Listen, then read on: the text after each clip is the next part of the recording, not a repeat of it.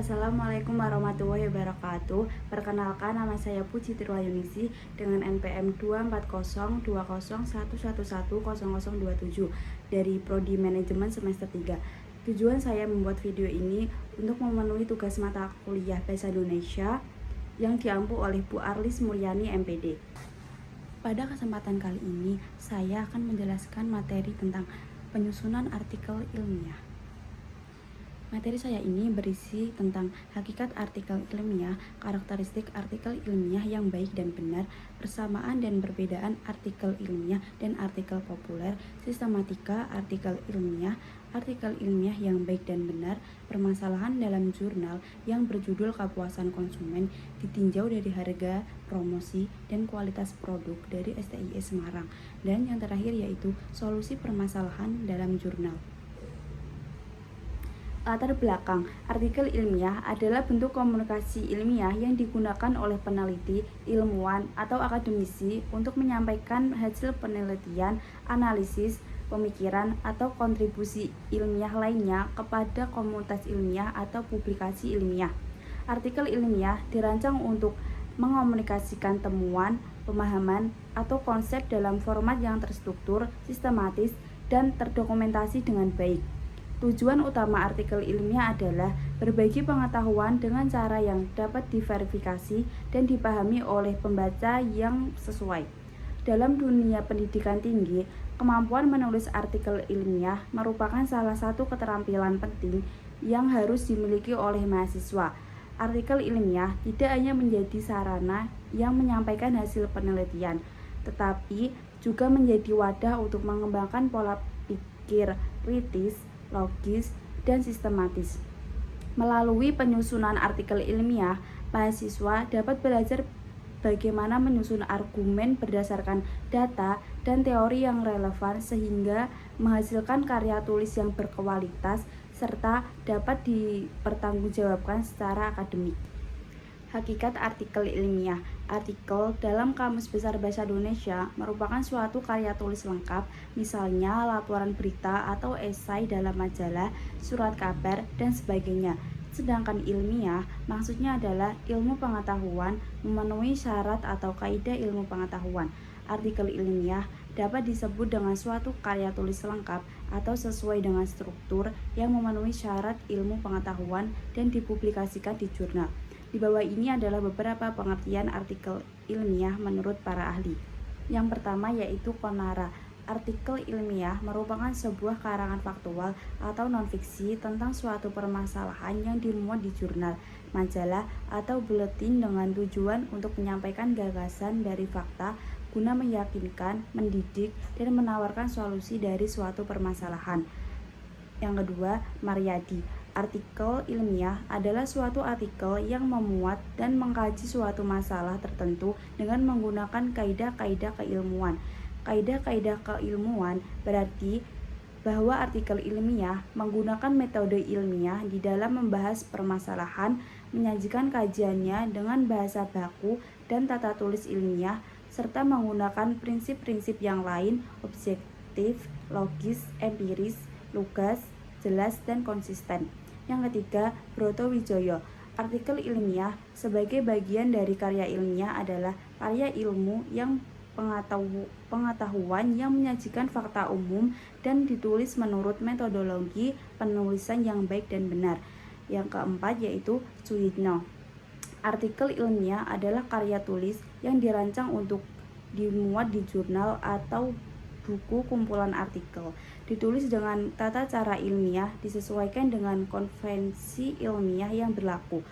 Berdasarkan pendapat-pendapat dari ahli, dapat disimpulkan bahwa artikel ilmiah adalah suatu karya tulis yang menyesuaikan struktur artikel ilmiah dan menggunakan metodologi ilmiah dalam penyusunannya. Artikel ilmiah biasanya dipublikasikan di jurnal-jurnal yang berskala nasional dan internasional. Karakteristik artikel ilmiah.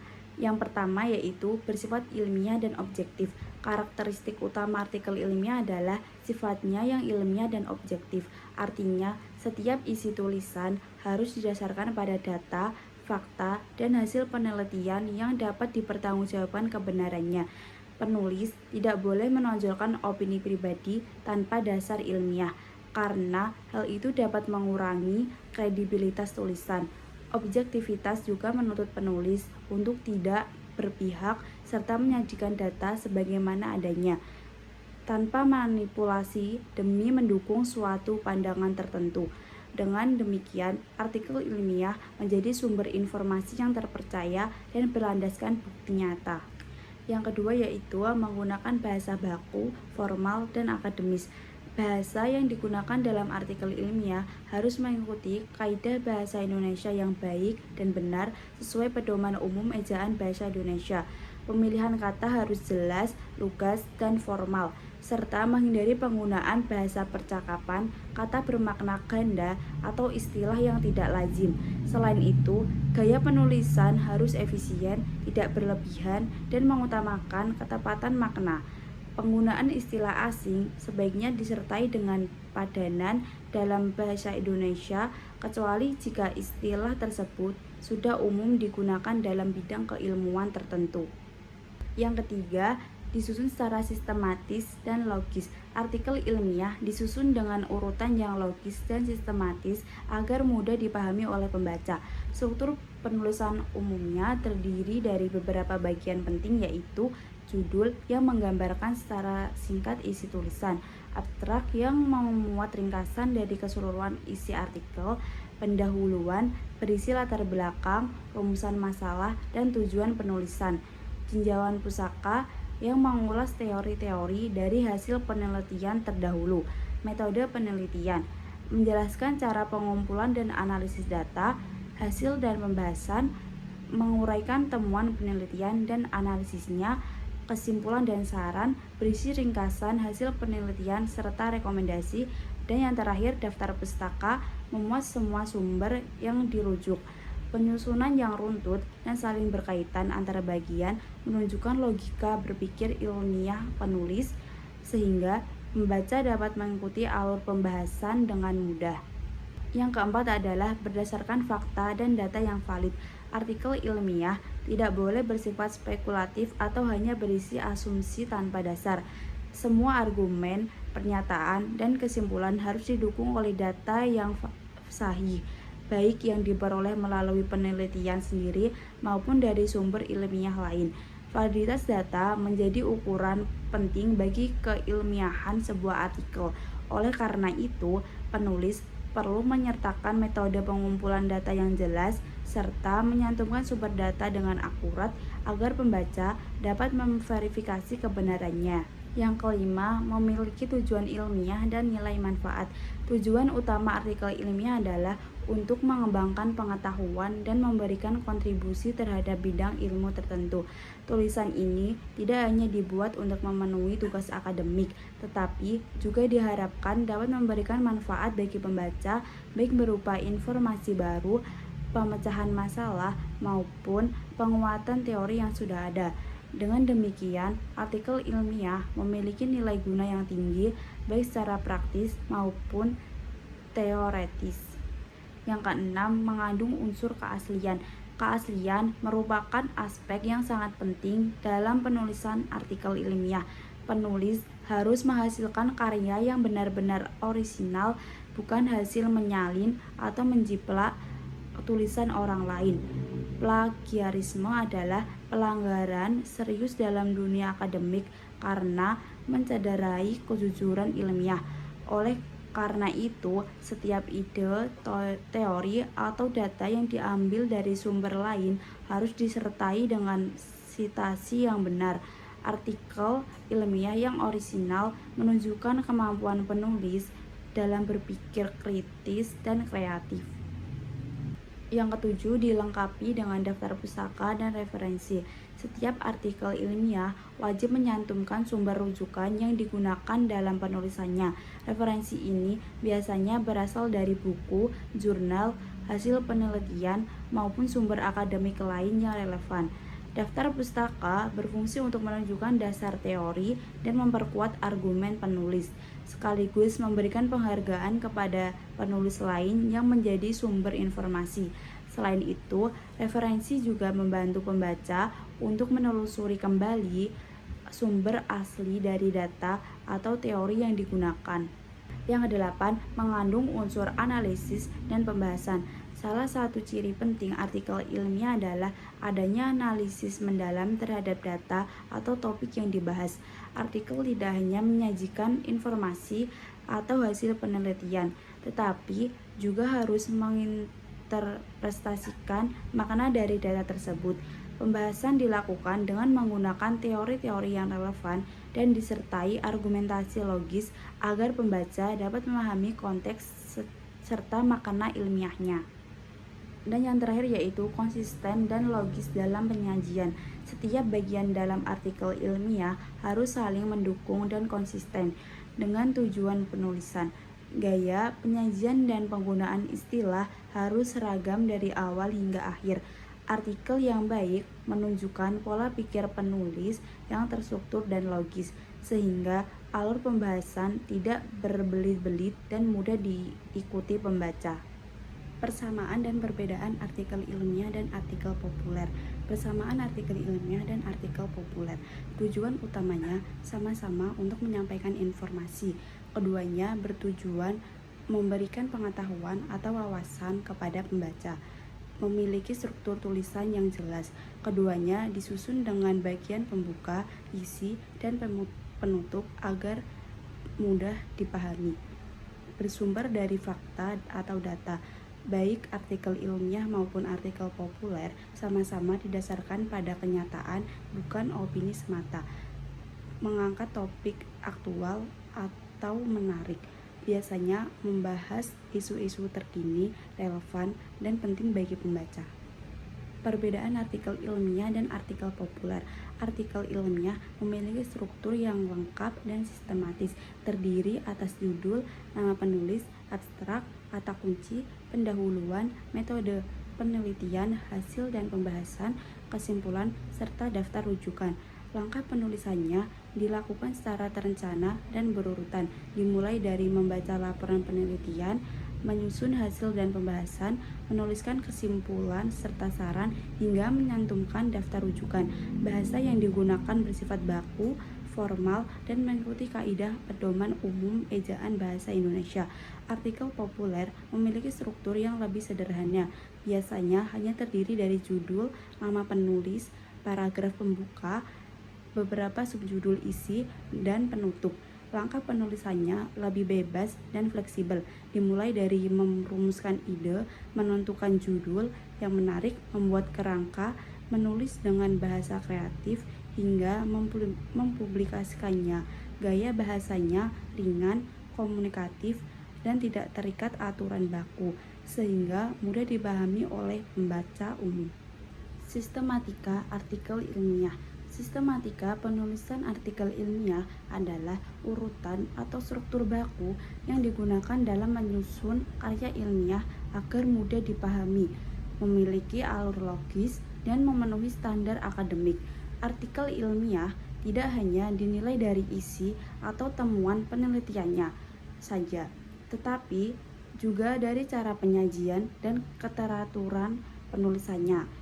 Sistematika yang baik akan membantu pembaca, dosen, maupun peneliti lain untuk memahami isi tulisan secara menyeluruh dan menilai keilmiahannya. Secara umum, artikel ilmiah terdiri atas beberapa bagian penting, yaitu judul, abstrak, kata kunci, pendahuluan, metodologi, penelitian, hasil dan analisis, kesimpulan dan saran, serta referensi. Masing-masing bagian memiliki fungsi dan karakteristik yang berbeda. Yang pertama, judul. Judul adalah unsur pertama dan paling penting dalam sebuah artikel ilmiah karena menjadi pintu masuk bagi pembaca untuk mengetahui topik yang akan dibahas. Judul berfungsi sebagai identitas utama yang mencerminkan isi keseluruhan artikel. Judul yang baik harus memenuhi beberapa kriteria, antara lain yaitu singkat, padat, dan mudah dipahami atau tidak lebih dari 15 kata. Mengandung kata kunci utama yang mencerminkan variabel atau objek penelitian. Tidak bersifat terlalu umum atau ambigu. Menarik perhatian dan relevan dengan permasalahan yang diteliti. Selain itu, Penulis sebaiknya menghindari penggunaan istilah yang terlalu teknis atau panjang yang justru membuat pembaca sulit memahami fokus tulisan. Judul yang efektif biasanya langsung menggambarkan hubungan antar variabel penelitian. Yang kedua, abstrak. Abstrak merupakan ringkasan menyeluruh dari isi artikel ilmiah yang memberikan gambaran singkat tentang penelitian yang dilakukan. Abstrak berfungsi untuk membantu pembaca memahami isi penelitian tanpa harus membaca seluruh artikel terlebih dahulu. Abstrak biasanya terdiri dari 150 sampai 300 kata, ditulis dalam bentuk satu paragraf, tabel, kutipan, maupun gambar. Dalam publikasi ilmiah modern, abstrak ditulis dalam dua bahasa, yaitu bahasa Indonesia dan bahasa Inggris. Isi abstrak harus mencakup beberapa unsur berikut, yaitu tujuan penelitian, metode penelitian, dan hasil utama dan kesimpulan. Yang ketiga, kata kunci. Kata kunci merupakan istilah atau frasa penting yang menggambarkan inti pembahasan dalam artikel. Biasanya berjumlah 3-5 kata atau frasa pendek dan diletakkan di bawah abstrak. Fungsi kata kunci adalah agar artikel mudah ditemukan oleh pembaca melalui mesin pencari akademik seperti Google Scholar, Scopus, atau portal jurnal lainnya. Pemilihan kata kunci sebaiknya mencerminkan variabel utama atau topik inti penelitian. Dengan adanya kata kunci yang tepat, artikel dapat terindeks dan lebih mudah dijangkau oleh peneliti lain di bidang yang sama. Yang keempat adalah pendahuluan. Pendahuluan adalah bagian yang berfungsi untuk memberikan latar belakang dan dasar teoritis dari penelitian yang dilakukan. Bagian ini menjelaskan mengapa topik tersebut penting untuk diteliti dan bagaimana masalah tersebut muncul dalam konteks keilmuan maupun praktis. Isi pendahuluan meliputi latar belakang masalah yang menjelaskan alasan penelitian dilakukan, identifikasi dan rumusan masalah secara spesifik, tujuan dan manfaat penelitian, tinjauan pustaka singkat, dan landasan teori yang menjadi dasar berpikir penelitian. Dalam pendahuluan, penulis harus menyertakan sumber atau referensi ilmiah yang relevan. Setiap teori atau pendapat ahli perlu dicantumkan nama penulis dan tahun publikasinya. Hal ini menunjukkan kejujuran akademik dan memperkuat dasar teori penelitian. Pendahuluan yang baik akan mengantarkan pembaca untuk memahami konteks penelitian dan alasan pentingnya topik tersebut dikaji secara ilmiah. Yang kelima, metodologi penelitian. Bagian ini menjelaskan cara atau prosedur penelitian dilakukan secara sistematis dan terukur. Tujuannya adalah agar penelitian dapat diuji ulang atau replikasi oleh peneliti lain, serta membuktikan bahwa hasil penelitian dapat dipercaya dan valid.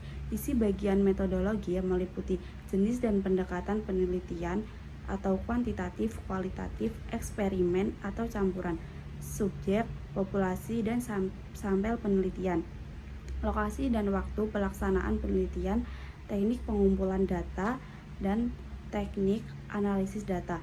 Metodologi yang dijelaskan dengan rinci menunjukkan profesionalitas dan transparansi peneliti serta memungkinkan penelitian untuk diuji ulang. Yang keenam, hasil dan analisis. Bagian ini berisi penyajian data penelitian dan interpretasinya. Data dapat disajikan dalam bentuk tabel, grafik, diagram, atau uraian naratif untuk mempermudah pemahaman pembaca. Namun, hasil penelitian tidak cukup hanya ditampilkan, melainkan harus dianalisis dan diinterpretasikan agar terlihat maknanya.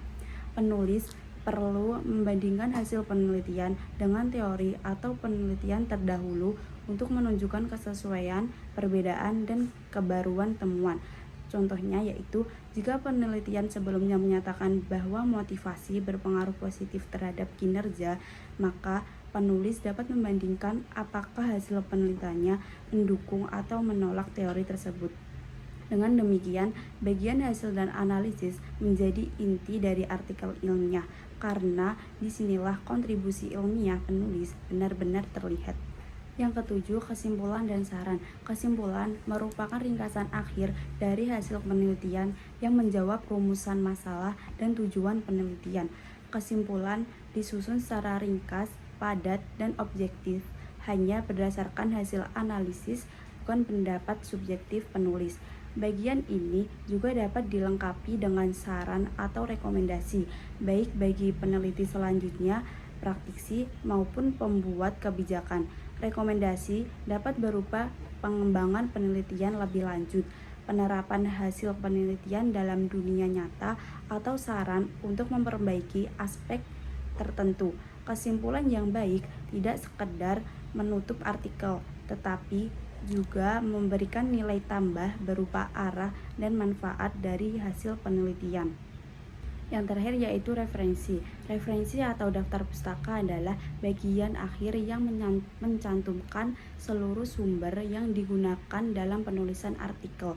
Semua teori, data, atau kutipan yang digunakan dalam teks harus memiliki sumber yang jelas dan tercantum dalam daftar pustaka. Sumber referensi dapat berupa buku ilmiah, jurnal nasional maupun internasional, laporan penelitian, dan sumber daring yang kredibel. Penyusunan referensi harus mengikuti gaya penulisan tertentu. Referensi yang baik menunjukkan bahwa penulis telah melakukan studi literatur yang luas dan memperkuat dasar teoritis penelitiannya. Selain itu, disarankan agar referensi yang digunakan merupakan sumber terbaru, biasanya sekitar 5-10 tahun terakhir, agar tetap relevan dengan perkembangan ilmu pengetahuan. Artikel yang baik dan benar. Kriteria artikel yang baik dan benar mencakup beberapa aspek penting, baik dari sisi struktur maupun penyajiannya. Yang pertama yaitu judul yang jelas dan informatif. Judul harus mencerminkan isi artikel secara ringkas, padat, dan menggambarkan fokus penelitian. Hindari judul yang terlalu umum atau panjang. Judul yang baik biasanya menunjukkan hubungan antar variabel atau topik utama penelitian agar pembaca langsung memahami inti pembahasan. Yang kedua yaitu abstrak yang padat dan informatif. Abstrak yang berisi ringkasan lengkap penelitian, meliputi tujuan, metode, hasil utama, dan kesimpulan. Ditulis singkat 150-250 kata. Abstrak yang baik membantu pembaca memahami isi artikel tanpa harus membaca seluruhnya. Tambahkan 3-5 kata kunci untuk memudahkan pencarian dalam database ilmiah. Yang ketiga yaitu pendahuluan yang relevan. Bagian pendahuluan menjelaskan latar belakang, rumusan masalah, tujuan penelitian, serta tinjauan teori dan penelitian terdahulu. Tujuannya agar pembaca memahami alasan penelitian dilakukan dan pentingnya topik tersebut dikaji. Yang keempat, metode penelitian yang jelas. Metode menjelaskan secara detail bagaimana penelitian dilakukan, mulai dari jenis penelitian, lokasi, populasi, dan sampel, teknik pengumpulan data, hingga cara analisis data. Penjelasan yang rinci membuat penelitian dapat diuji ulang oleh peneliti lain dan hasilnya dapat dipercaya. Yang kelima yaitu hasil dan pembahasan yang logis. Bagaimana hasil menyajikan data penelitian secara objektif dan sistematis, bisa dalam bentuk tabel, grafik, atau diagram. Pembahasan kemudian mengaitkan hasil dengan teori yang ada, menjelaskan maknanya, serta menunjukkan kontribusi penelitian terhadap bidang ilmu yang dikaji. Yang keenam yaitu kesimpulan yang berdasarkan data. Kesimpulan merupakan jawaban dari rumusan masalah dan tujuan penelitian. Kesimpulan harus ringkas, jelas, dan didasarkan pada hasil penelitian yang diperoleh, bukan pendapat pribadi penulis. Yang ketujuh, bahasa yang ilmiah dan baku. Gunakan bahasa Indonesia yang baik dan benar, bersifat objektif, logis, dan tidak emosional. Hindari kata-kata tidak baku, opini pribadi, atau gaya bahasa yang terlalu santai. Penulisan harus mengikuti kaidah tata bahasa ilmiah. Yang kedelapan yaitu referensi yang relevan dan terbaru. Gunakan sumber ilmiah terpercaya seperti jurnal, buku akademik, dan laporan penelitian. Referensi idealnya terbitan 5-10 tahunan terakhir dan menggunakan sistem sitasi yang konsisten. Yang terakhir yaitu originalitas dan anti plagiarisme. Artikel artikel ilmiah harus merupakan karya sendiri dan bebas dari plagiarisme. Setiap ide atau kutipan dari orang lain harus disertakan sumbernya. Tingkat kemiripan idealnya tidak lebih dari 20%. Permasalahan dalam jurnal yang berjudul Kepuasan Konsumen ditinjau dari harga, promosi, dan kualitas produk. Karya Bayu Sapta Adinugroho Mohtamrin dan Daniel Kristiawan dari Sekolah Tinggi Ilmu Ekonomi Semarang. Yang pertama yaitu ketidaksesuaian hasil penelitian dengan kesimpulan. Berdasarkan hasil uji T, variabel harga tidak berpengaruh signifikan terhadap kepuasan konsumen atau P sama dengan 0,95 lebih dari 0,05. Dalam bagian kesimpulan, penulis menyebut harga berpengaruh signifikan. Ini yang menunjukkan adanya inkonsistensi logika ilmiah antara hasil dan pembahasan. Yang kedua, abstrak tidak konsisten. Abstrak bahasa Indonesia dan bahasa Inggris digabung tanpa pemisah atau label yang jelas. Format ini tidak sesuai dengan standar jurnal ilmiah yang seharusnya memisahkan abstrak dan abstrak secara terpisah dalam bahasa masing-masing. Yang terakhir yaitu kesalahan format dan daftar pustaka. Penulisan daftar pustaka tidak seragam, sebagian mengikuti gaya APA, sebagian gaya Indonesia. Selain itu, terdapat tautan DOI yang terduplikasi dan tidak ditulis dengan format konsisten. Hal ini menunjukkan kurangnya keseragaman editorial. Solusi permasalahan dalam jurnal. Yang pertama, solusi ketidaksesuaian hasil penelitian dengan kesimpulan. Penulis harus meninjau kembali interpretasi hasil uji T. Jika nilai P lebih dari 0,05, variabel harga tidak berpengaruh signifikan terhadap kepuasan konsumen. Revisi bagian kesimpulan agar selaras dengan hasil analisis statistik.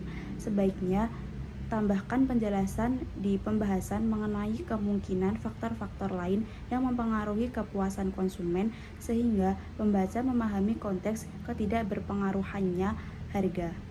Yang kedua, solusi abstrak yang tidak konsisten. Pisahkan abstrak bahasa Indonesia dan abstrak bahasa Inggris dengan jelas. Masing-masing diberi label abstrak dan abstrak. Pastikan isi abstrak mencakup tujuan penelitian, hasil utama, dan kesimpulan secara ringkas. Periksa bahasa dan tata letak agar sesuai dengan standar jurnal ilmiah yang berlaku. Solusi permasalahan yang terakhir yaitu solusi kesalahan format dan daftar pustaka. Standarisasikan semua referensi sesuai satu gaya penulisan, misalnya APA 7 tahun edition atau gaya penulisan Indonesia yang konsisten. Hapus duplikasi tautan DOI dan pastikan format DOI ditulis secara konsisten. Lakukan pengecekan editorial secara menyeluruh agar format penulisan, margin, dan penomoran halaman selaras di seluruh naskah. Jadi, kesimpulan dari materi penyusunan artikel ilmiah ini adalah berdasarkan pembahasan yang telah diuraikan, dapat disimpulkan bahwa artikel ilmiah merupakan karya tulis yang disusun secara sistematis dan berdasarkan kaidah keilmuan dengan tujuan untuk menyampaikan hasil penelitian, analisis, maupun gagasan ilmiah kepada pembaca. Artikel ilmiah memiliki karakteristik yang membedakannya dari artikel populer, yaitu bersifat objektif, ilmiah, menggunakan bahasa baku, serta didukung oleh data dan fakta yang valid. Dalam penyusunannya, artikel ilmiah harus memuat unsur-unsur penting seperti judul, abstrak, pendahuluan, metode penelitian, hasil, dan pembahasan, kesimpulan, serta daftar pustaka. Setiap bagian memiliki fungsi yang saling berkaitan untuk membentuk karya tulis yang utuh, logis, dan dapat dipertanggungjawabkan secara akademik. Selain itu, artikel ilmiah yang baik harus memenuhi kriteria keaslian, relevansi, sistematika, penulisan yang benar, serta mengandung nilai manfaat bagi pengembangan ilmu pengetahuan dan masyarakat. Dengan demikian, kemampuan menulis artikel ilmiah menjadi keterampilan penting bagi mahasiswa untuk meningkatkan kemampuan berpikir kritis, analitis, dan komunikatif dalam bidang akademik. Demikianlah video presentasi yang dapat saya sampaikan pada kesempatan kali ini. Saya menyadari bahwa penyampaian ini masih jauh dari sempurna dan mungkin terdapat kekurangan baik dari segi isi maupun cara penyampaian. Oleh karena itu, jika dalam penjelasan saya terdapat kekeliruan atau salah kata, saya mohon maaf yang sebesar-besarnya. Terima kasih atas perhatiannya. Wassalamualaikum warahmatullahi wabarakatuh.